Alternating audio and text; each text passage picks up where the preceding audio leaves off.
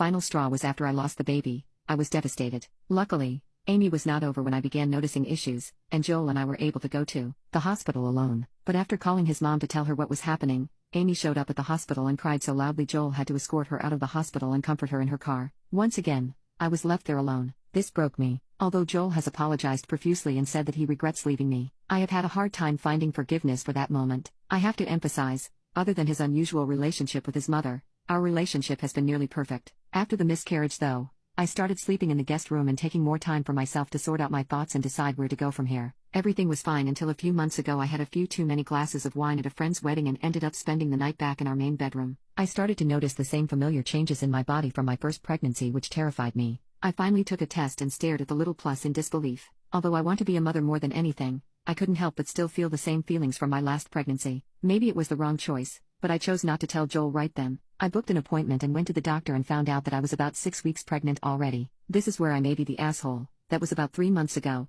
and I still have not told Joel. I am now 18 weeks pregnant, and just starting showing more, and I have taken to just wearing big sweatshirts and baggy clothes around the house. I have loved being pregnant and not having to share the spotlight with Amy. This week, I felt the first little flutters of the baby moving and didn't have to share it with anybody else. In just a few weeks, I can learn his or her gender, and not risk having to throw a grandbaby gender reveal for my mother-in-law. Maybe most importantly, God forbid anything were to happen to the pregnancy again, I would rather handle it alone than have to deal with consoling her. But now, I don't know where to go from here. Obviously I can only keep this up for so long, but how do I explain to Joel that I have been hiding the pregnancy from him for months? Should I just run away and start a new life? Mostly kidding. Or, am I already in too deep so I might as well just keep hiding it for as long as possible and not have to share my moment with anyone else? I love my husband and I don't want to leave him, but I don't know how I can save the situation and our marriage.